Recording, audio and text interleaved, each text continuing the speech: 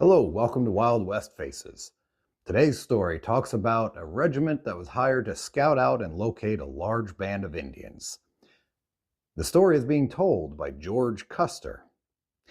It seems that the Army thought that they would easily find the Indians, but they weren't counting on the fact that the Native Americans were pretty wise at staying just out of range. We hope you'll enjoy this story here on Wild West Faces.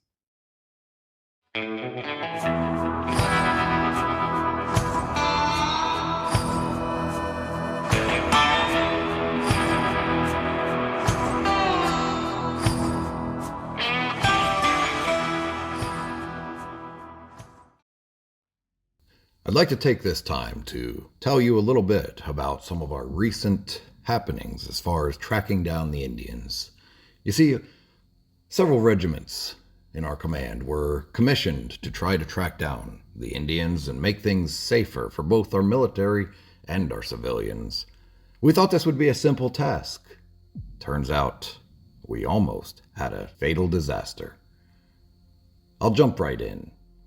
Everything being in readiness to move, the column began its march and reached the vicinity of the village before day had fully dawned.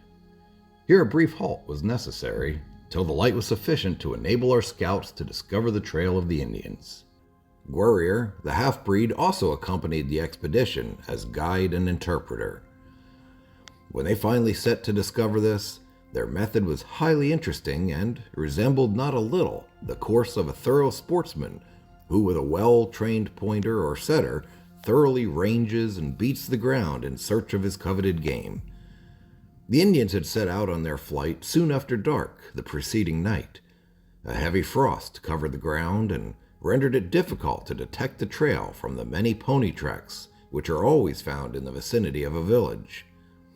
We began to grow impatient at the delay when one of the Indians gave the hello sign as the signal that the trail was discovered, and again the column marched forward. Our order of march was for the Indian and white scouts to keep a few hundred paces in advance of the troops, so that momentary delays upon the part of those watching and following the trail should not extend to the troops. The Indians, on leaving the village, had anticipated pursuit and had adopted measures to mislead us.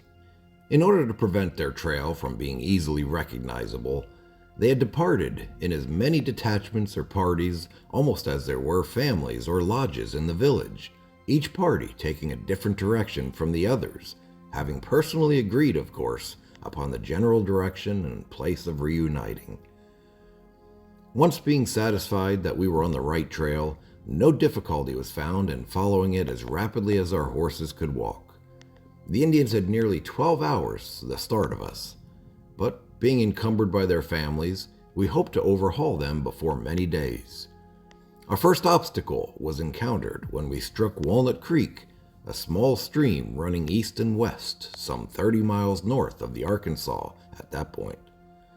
The banks were so high and abrupt, it was impossible to reach the water's edge, let alone clamber up the opposite bank. A few of the Indians had been able to accomplish this feat, as was shown by the tracks on the opposite side, but the main band had moved upstream in search of a favorable crossing, and we were compelled to do likewise. Here we found that the Indians had called a halt, built fires, and cooked their breakfast. So rapidly had we gained upon them that the fires were burning freshly, and the departure of the Indians had been so abrupt that they had left several ponies with their packs tied to trees. One of the packs belonged to a famous chief, Roman Nose, who was one of those who met us at the grand gathering just before we reached their village a few days before. One of our Delawares who made the capture was very proud of the success and was soon seen ornamenting his headdress with the bright crimson feathers taken from the wardrobe of Roman Nose. Encouraged by our progress, we continued the pursuit as rapidly as a due regard for our horses would permit. Thus far, neither myself nor any of the soldiers had caught sight of any Indians, but our Delaware scouts, who were constantly in the advance on our flanks, taking advantage of the bluffs to reconnoiter, frequently reported that they saw small parties of Indians observing our movements from a distance. From positive evidences familiar to those accustomed to the plains, we were convinced that we were rapidly gaining upon the Indians. The earth upturned by the feet of their ponies and by the ends of the trailing lodge poles was almost as damp and fresh as that disturbed by the horses of the command. Soon we discovered additional signs of encouragement. The route now became strewn with various lodge poles and other obstacles peculiar to an Indian's outfit, showing that they were lightening up so as to facilitate their escape. So certain did we feel of our ability to out-trail them that the only question now was one which was often determined of the success of military operations. Would darkness intervene to disappoint us? We must imitate the example of the Indians and disembarrass ourselves of everything tending to retard our speed. The troops would march much faster if permitted to do so than the rate at which our wagons had forced themselves along. It was determined to leave the wagons under escort of one squadron to follow our trail as rapidly as they could, while the other 3 squadrons pushed on in pursuit. Should darkness settle down before overtaking the Indians, the advantage was altogether against us, as we would be compelled to await daylight to enable us to follow the trail, while the Indians were free to continue their flight, sheltered and aided by the darkness. By 3:00 p.m., we felt that we were almost certain to accomplish our purpose. No obstacle seemed to stand in our way. The trail was broad and plain and apparently as fresh as our own. A half hour, or an hour at furthest, seemed only necessary to enable us to dash in upon our wily enemy. Alas for human calculations! The Indians, by means of the small reconnoitering parties observed by our scouts, had kept themselves constantly informed regarding our movements and progress. They had first risked their safety upon the superior speed and endurance of their ponies, a safe reliance when favored by the grassy season, but in winter this advantage was on our side. Failing in their first resource, they had a second and better method of eluding us. So long as they kept united and moved in one body, their trail was as plainly to be seen and as easily followed as if made by a heavily laden wagon train. We were not called upon to employ time and great watchfulness on the part of our scouts to follow it. But when it was finally clear to be seen that, in the race as it was then being run, the white man was sure to win, the proverbial cunning of the red man came to his rescue and thwarted the plans of his pursuers. Again dividing his tribe, as when first setting out from the village, into numerous small parties, we were discouraged by seeing the broad, well-beaten trail suddenly separate into hundreds of indistinct routes, leading fan-shape in as many different directions. What was to be done?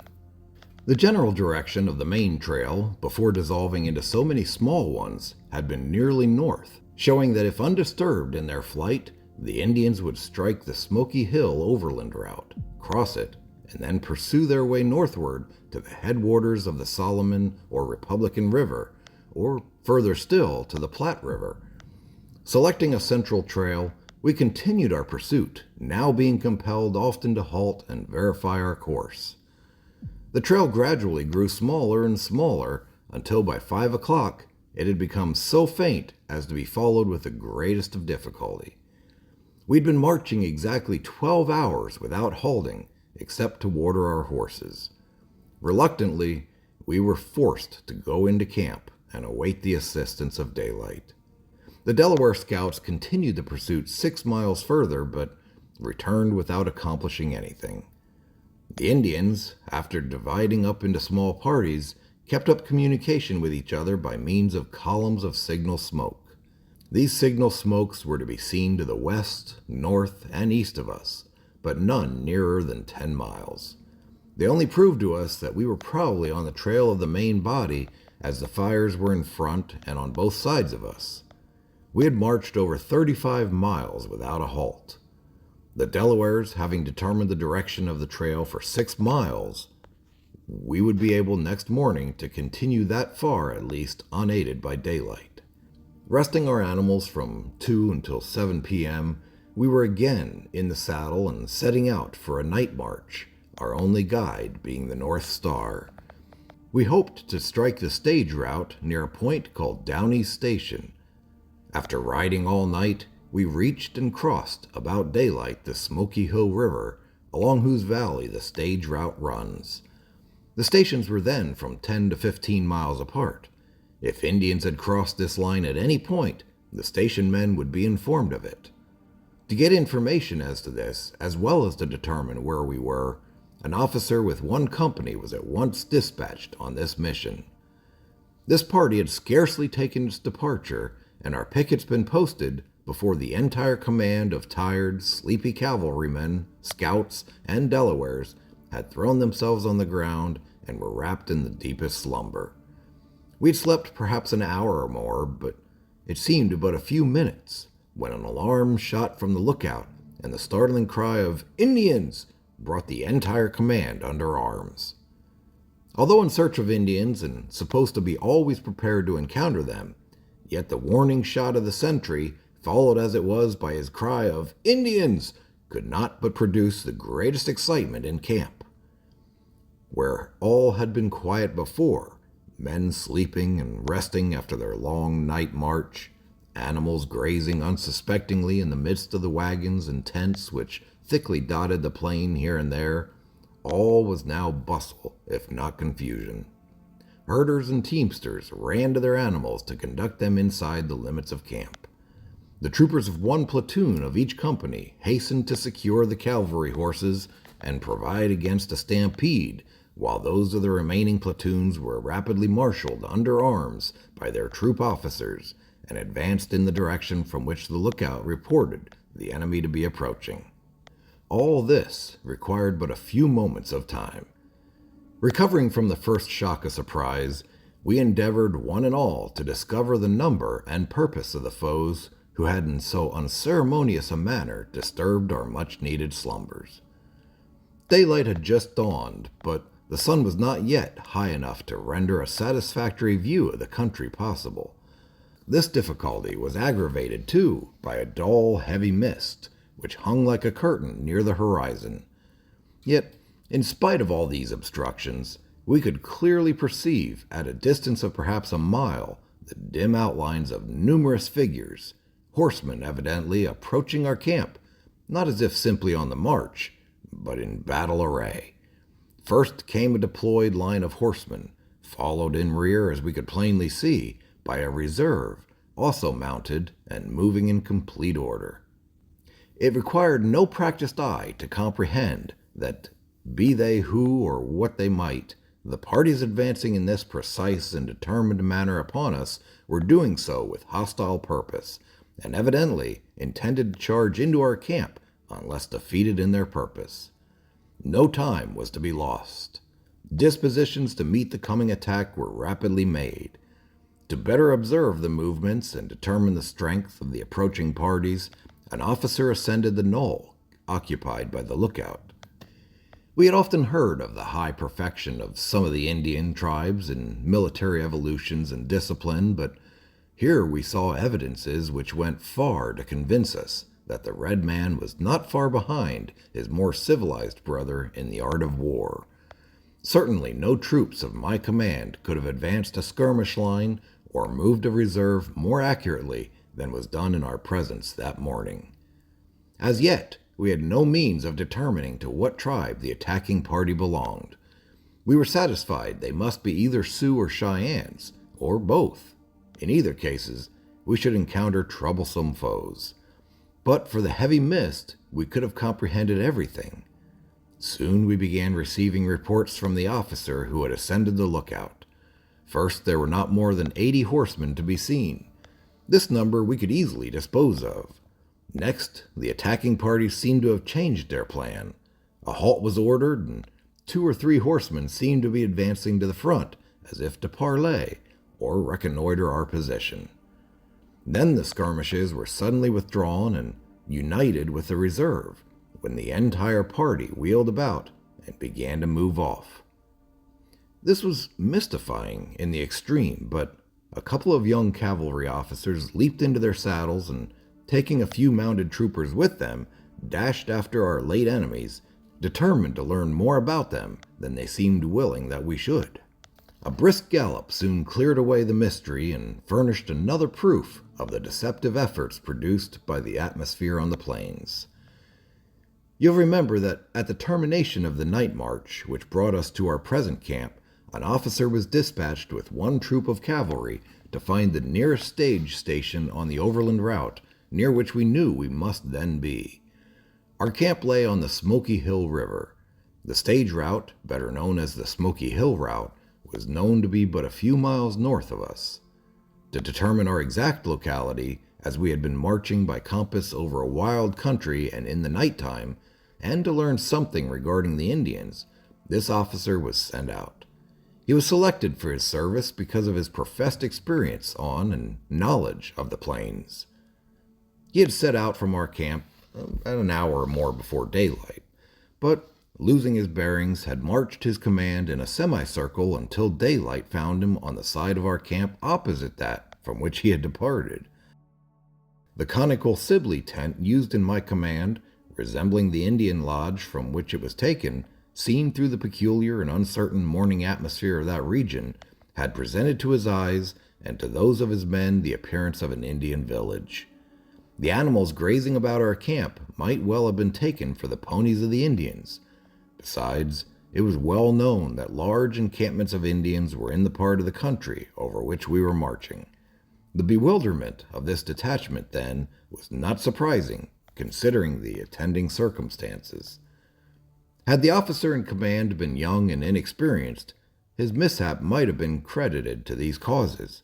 But here was an officer who had grown gray in the service, familiar with the plains and with Indians, yet so completely misled by appearances as to mistake his own camp, which he had left but an hour before, for an Indian village. Few officers laboring under the same impression would have acted so credibly.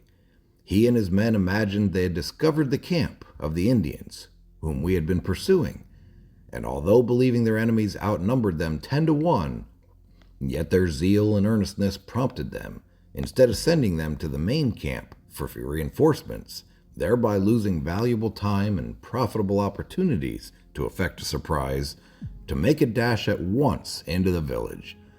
And it was only the increasing light of day that enabled them to discover their mistake and saved us from a charge from our own troopers. This little incident will show how necessary experienced professional guides are in connection with all military movements on the plains. It was a long time before the officer who had been so unlucky as to lose his way heard the last of it from his brother officers. George Custer.